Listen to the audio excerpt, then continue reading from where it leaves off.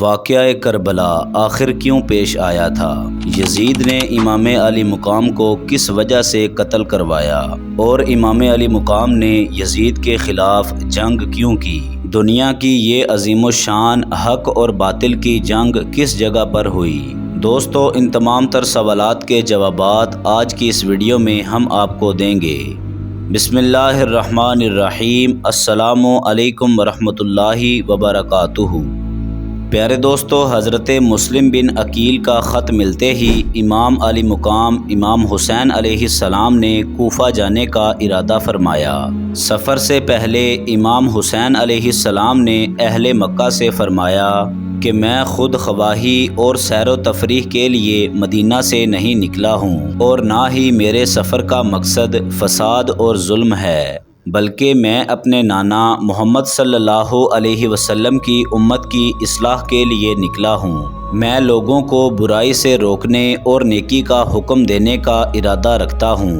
میں اپنے جد اور والد علی کی سیرت پر چلوں گا۔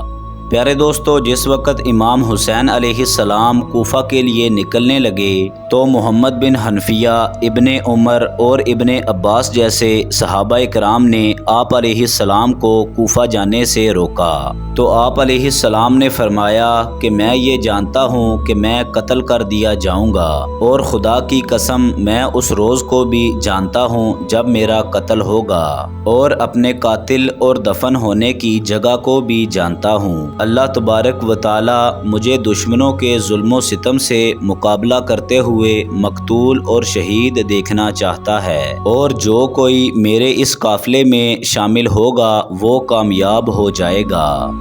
پیارے دوستو، ذوالحجہ 60 ہجری میں امام علی مقام نے احرام حج توڑ کر عمرہ انجام دیا اور مکہ سے روانگی کی تیاریاں مکمل کیں۔ اس مختصر سے قافلے میں آپ کے اہل بیت شامل تھے، جن میں آپ کے بیٹے، بھانجے، بہنیں، عورتیں اور بچے کل 18 فرد شامل تھے، اور آپ کے ساتھیوں اور اصحاب کو لے کر کل 72 افراد شامل تھے۔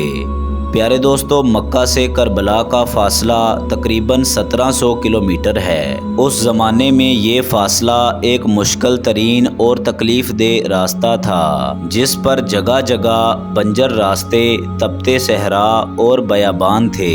روایتوں کے مطابق امام علی مقام نے مکہ سے کربلا کے اس طویل سفر میں تقریباً 14 مقامات پر پڑاؤ ڈالا، اور ہر مقام پر امام علی مقام نے لوگوں کو ایک خطبہ دے کر اس بات سے آگاہ کیا کہ ان کی منزل شہادت ہے، اور یہ وہ مشن ہے جس سے امت مسلمہ کو بیدار کیا جائے گا۔ پیارے دوستو، اس طویل سفر میں صفا نامی ایک مقام آیا جہاں پر اس قافلے نے ایک دن قیام کیا۔ یہاں پر امام حسین علیہ السلام کی ملاقات عرب کے مشہور شاعر فرزدق سے ہوئی، جو امام علی مقام سے بے حد متاثر ہوا اور اس قافلے میں شامل ہو گیا۔ حسینی قافلہ آگے بڑھتا رہا اور سفر جاری رہا۔ طویل سفر طے کرنے کے بعد اجفر نامی ایک مقام آیا جہاں پر امام حسین علیہ السلام نے پڑاؤ ڈالا۔ یہاں پر آپ علیہ السلام کی ملاقات صحابی رسول عبداللہ بن مطیع رضی اللہ تعالی عنہ سے ہوئی۔ حضرت عبداللہ نے امام علی مقام کو کوفہ جانے سے منع کیا اور فرمایا کہ کوفہ کے لوگوں کے دل آپ کے ساتھ ہیں، لیکن ان کی تلواریں بنو امیہ کے ساتھ ہیں۔ اس پر امام علی مقام نے فرمایا کہ تقدیر کو یہی منظور ہے کہ اہل بیت کے مردوں کا خون بہایا جائے اور اہل بیت کی عورتوں کو اسیر بنا لیا جائے۔ پیارے دوستو، 22 ذوالحجہ کے دن امام علی مقام کا یہ قافلہ مقام سالویہ پہنچا۔ یہاں پر ایک قاصد نے امام علی مقام کو خبر دی کہ کوفہ میں حضرت مسلم بن عقیل کو شہید کر دیا گیا ہے اور وہاں کے حالات بدل چکے ہیں۔ یہ خبر سن کر لوگ گھبرا گئے، لیکن امام علی مقام پرسکون رہے۔ جب رات ہوئی تو امام علی مقام نے اپنے تمام ساتھیوں کو جمع کیا اور فرمایا کہ اب ہم موت کی طرف بڑھ رہے ہیں، لہٰذا رات کے اس اندھیرے میں جو بھی واپس جانا چاہے وہ جا سکتا ہے، میں تم سے اپنا ذمہ اٹھا لیتا ہوں۔ پیارے دوستو، اس پر امام علی مقام کے ساتھیوں کی آنکھوں سے آنسو جاری ہو گئے اور وہ تمام ساتھی اس قدر روئے کہ ان کی داڑھی آنسوؤں سے تر ہو گئی۔ پھر انہوں نے امام علی مقام سے عرض کیا کہ ہم آپ کا ساتھ کبھی نہیں چھوڑیں گے یہاں تک کہ ہم شہید ہی ہو جائیں۔ چنانچہ جب صبح ہوئی تو تمام لوگ وہیں موجود تھے، کسی ایک فرد نے بھی امام علی مقام کا ساتھ نہیں چھوڑا۔ پیارے دوستو، کارواں آگے بڑھا اور ایک طویل سفر کے بعد ایک شراف نامی منزل آئی۔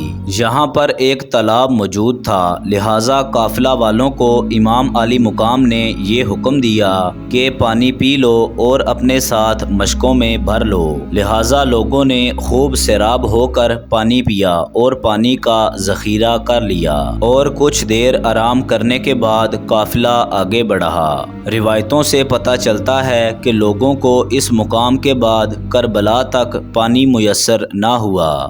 پیارے دوستو، حسینی قافلہ گرم اور تپتے ریگستان میں کوفہ کی طرف رواں دواں تھا۔ یہ دوپہر کا وقت تھا اور ذی حشم کا علاقہ قریب تھا کہ اچانک دور سے کوئی چیز حرکت کرتی نظر آئی۔ جب غور سے دیکھا گیا تو یہ گھڑ سواروں کی ایک عظیم فوج تھی۔ لہٰذا امام علی مقام کے حکم سے آپ کے ساتھیوں نے ہتھیار نکالے اور جنگی محاذ بنایا۔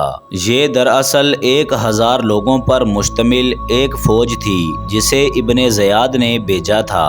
اس لشکر کا سپاہ سالار حر بن یزید نامی ایک شخص تھا۔ پیارے دوستو، حر کا لشکر جب امام علی مقام کے قافلے کے نزدیک پہنچا تو حر نے امام علی مقام سے کہا کہ مجھے امیر نے بھیجا ہے اور یہ حکم دیا ہے کہ ہم آپ کو اس وقت تک نہ چھوڑیں جب تک ہم آپ کو ابن زیاد کے پاس کوفہ میں نہ پہنچا دیں۔ اس پر امام علی مقام نے فرمایا کہ اے لوگو، اللہ تبارک و تعالیٰ سے ڈرو، میں اس وقت تک تمہارے پاس نہیں آیا جب تک مجھے تمہارے خطوط نہیں ملے۔ وہ خطوط تمہارے ہی قاصدوں نے مجھ تک پہنچائے تھے۔ اس پر حر نے کہا کہ ہمیں ان خطوط کے بارے میں ذرا سا بھی معلوم نہیں۔ لہٰذا امام علی مقام کے حکم سے آپ کے ایک ساتھی نے خطوط سے بھرے ہوئے 2 تھیلے سامنے لائے اور ان کے سامنے اڈیل دیے۔ پیارے دوستو، حر نے کہا کہ خدا کی قسم میں ان خطوط لکھنے والوں میں سے نہیں ہوں، لیکن مجھے حکم ہوا ہے کہ میں آپ کے ساتھ رہوں اور یہاں تک کہ آپ کو کوفہ پہنچا دوں۔ اس کے بعد امام علی مقام نے اپنے ساتھیوں کو حکم دیا کہ وہ سوار ہو جائیں اور قافلہ آگے بڑھا۔ پیارے دوستو، حسینی قافلہ قادسیہ کے راستے سے بائیں جانب چل رہا تھا اور حر بن یزید کا لشکر امام علی مقام کے قافلے کے ساتھ ساتھ چلتا جا رہا تھا۔ کچھ دور جانے کے بعد امام علی مقام نے لوگوں کو ایک خطبہ ارشاد فرمایا کہ میرے نانا رسول پاک علیہ السلام نے فرمایا کہ جو کوئی شخص کسی ایسے بادشاہ کو دیکھے جو اللہ تبارک و تعالیٰ کے حرام کو حلال سمجھے اور سنت کی مخالفت کرے اور لوگوں کے ساتھ ظلم و زیادتی کا معاملہ کرے، تو جو کوئی شخص اس ظالم بادشاہ کی مخالفت نہ کرے گا تو اس کا ٹھکانہ اسی ظالم بادشاہ کے ساتھ دوزخ میں ہوگا۔ یزید نے شیطان کی پیروی کو اختیار کر رکھا ہے اور رحمان کی اطاعت کو چھوڑ رکھا ہے اور زمین میں فساد پھیلا رہا ہے۔ اگر تم لوگ میرا ساتھ دو گے اور میری بیعت پر قائم رہو گے تو تم لوگ ہدایت پا جاؤ گے۔ میں رسول اللہ کی لخت جگر فاطمہ کا بیٹا ہوں اور میری جان آپ لوگوں کے ساتھ ہے۔ پیارے دوستو، حر بن یزید بھی امام علی مقام کے اس خطبے کو سن رہا تھا اور حر بن یزید امام علی مقام کے اہل بیت کا پہلے سے ہی دل میں احترام رکھتا تھا، لہٰذا وہ امام علی مقام کے اس خطبے سے بہت متاثر ہوا۔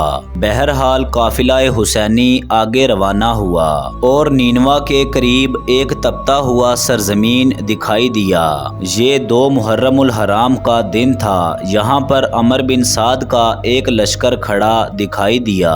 امام علی مقام مقام نے اپنے ساتھیوں سے پوچھا کہ اس جگہ کا نام کیا ہے؟ تو لوگوں نے عرض کیا کہ کربلا۔ تو امام علی مقام نے فرمایا کہ یہی کرب و بلا یعنی پریشانیوں اور مصیبتوں کی جگہ ہے، لہٰذا امام علی مقام نے اسی جگہ پر پڑاؤ ڈال لیا۔